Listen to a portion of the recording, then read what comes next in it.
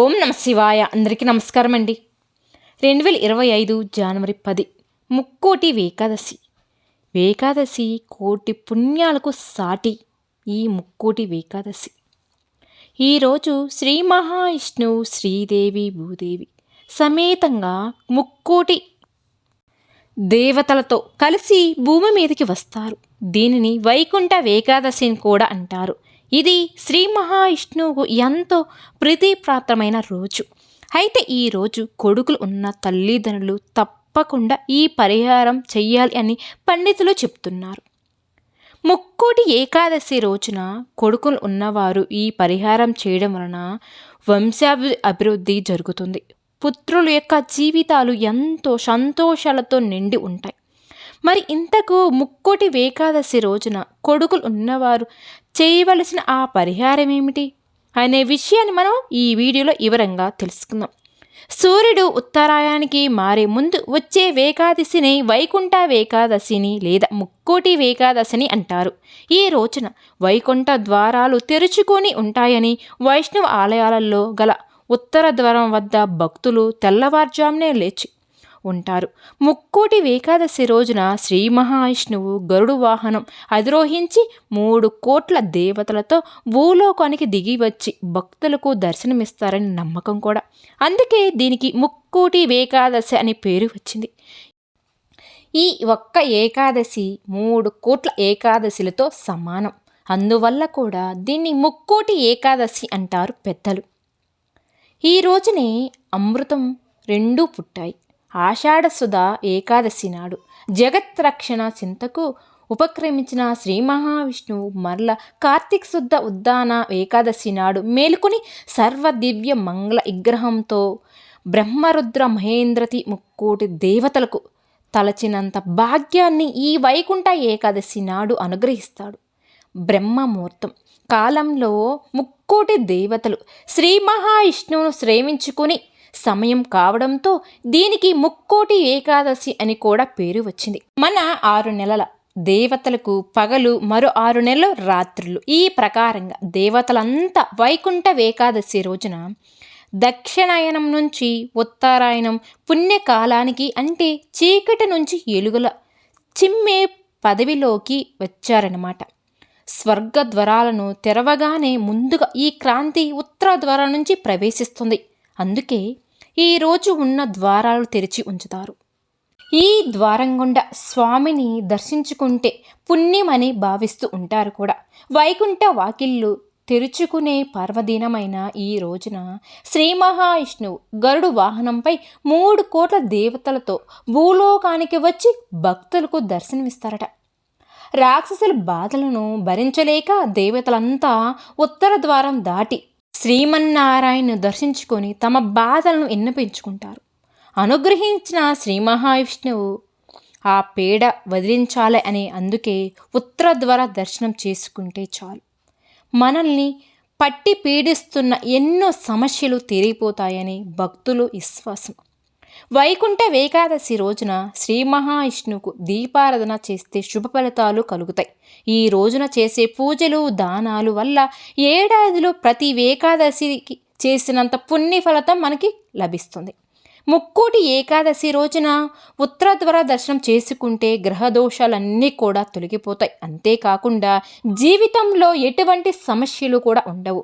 ఆడవారు ఈరోజు yellow colour దుస్తులు ధరిస్తే చాలు. చీర కట్టుకున్నా లేదా దుస్తులు ధరించిన లక్ష్మీనారాయణుడు యొక్క అనుగ్రహం మీకు దీర్ఘ సుమంగళి యోగం కూడా లభిస్తుంది. పసుపు రంగులో ఉండేటటువంటి చీర లేదా గోధుమ రంగులో ఉండేటువంటి చీరలు కట్టుకుంటే చాలా మంచిది అని పండితులు కూడా చెప్తూ ఉన్నారు. ఈ ముక్కోటి ఏకాదశి రోజున అందరూ కూడా ఎప్పుడు పాటించే విధి విధానాలను పాటిస్తూనే ఉంటారు. అయితే ముక్కోటి ఏకాదశి రోజున కొడుకులు ఉన్నవారు ఏమి చేసినా చేయకపోయినా ఒక పరిహారం మాత్రం తప్పకుండా చెయ్యాలి అని పండితులు చెప్తూ ఉన్నారు. అందరూ కూడా కొడుకులు మంచి హుద్దిలోకి రావాలని కోరుకుంటూ ఉంటారు కూడా. సాధారణంగా ఇంట్లో మగపిల్లలు ఉంటే అందరి కళ్ళు వారి మీదే పడతాయి. ఎందుకంటే చాలామంది అసూయ పడుతూ ఉంటారు. అందరూ మగ సంతానం ఉండాలని కోరుకుంటూ ఉంటారు కూడా. కానీ కొందరికి మగపిల్లలు పుట్టరు. అలాంటి వారు మగపిల్లను చూసి మాకు కూడా మగపిల్లలు ఉంటే బాగుండేది అని అసూయ అనేది పడుతూ ఉంటారు. దాని వలన మీ కొడుకులకు చెడు జరిగే అవకాశం కూడా ఉంటుంది. ఇలాంటి చెడు పోవాలన్నా, మీ కొడుకులు మంచిగా అభివృద్ధి చెందాలన్నా, మంచిగా వృద్ధిలోకి రావాలన్నా, వారు చదువులో రాణించాలి అన్నా, ఫ్యూచర్లో సక్సెస్ సంపాదన చేసి ఉద్యోగాలలో ఉన్నత స్థాయికి చేరుకోవాలన్నా తల్లిదండ్రులు ముక్కోటి ఏకాదశి రోజున ఈ చిన్న పరిహారం చేసి చూడండి. చాలా అద్భుతమైన ఫలితం అయితే ఉంటుంది. సంవత్సరం నుండి 50 సంవత్సరాల వయసు గల కొడుకులు ఉన్నవారందరికీ కూడా శ్రేయస్సు కోసం ఈ పరిహారం చేసుకోవచ్చు. అసలు ఏం చేయాలి అంటే, ఎవరైతే పుత్రుల సంతానం ఉంటుందో, ఎవరికైతే పుత్ర సంతానం ఉంటుందో వారు ఈ ముక్కోటి ఏకాదశి రోజున తప్పనిసరిగా ఇంట్లో పూజ అయితే చేసుకోవాలి. అంటే శ్రీ మహావిష్ణువును, లక్ష్మీదేవిని పూజించుకోవాలి.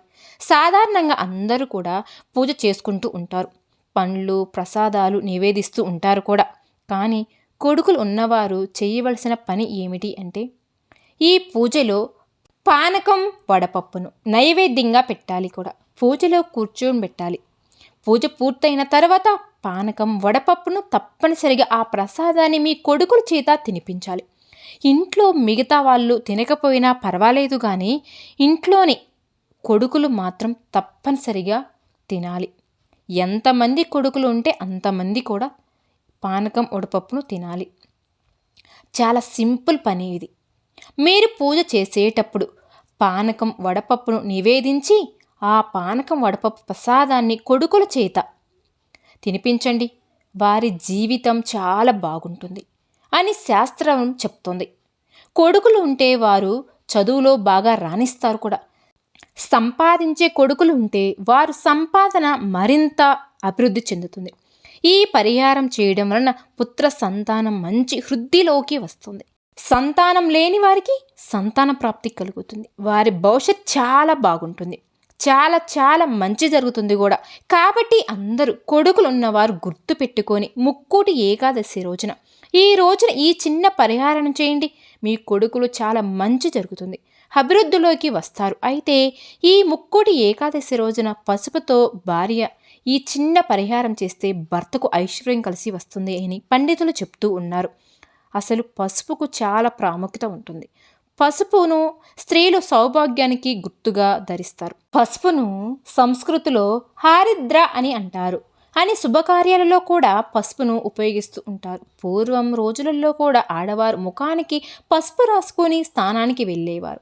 అందుకే వారి ముఖానికి త్వరగా ముడతలు వచ్చేవి కూడా కాదు. వయసు పెరిగినా యవనంగానే కనిపించేవారు. పసుపు రాసుకుని స్నానం చేస్తే కొత్త కణాలను వృద్ధి చేస్తుంది. ముడతలు రాకుండా కూడా మనకి కాపాడుతుంది. తాంబూలో కూడా మొదటగా పసుపునే ఇస్తారు, తర్వాత కుంకుమ ఇస్తారు. భర్త శుభం కోరి ఆడవారు మాంగళ్యానికి పసుపు రాసి నమస్కారం చేసుకోవాలి. పసుపును నీటిలో వేసి స్నానం చేస్తే దేహక్రాంతి పెరుగుతుంది. సమస్త చర్మ రోగాలు కూడా నయమవుతాయి. పసుపును నీటిలో వేసి స్నానం చేస్తే దానిని మంగళ స్నానం అని కూడా పిలుస్తూ ఉంటారు. కామెర్లు ఉన్నవారు పసుపును దానం చేస్తే కామెర్ల రోగం కూడా తగ్గిపోతుందట.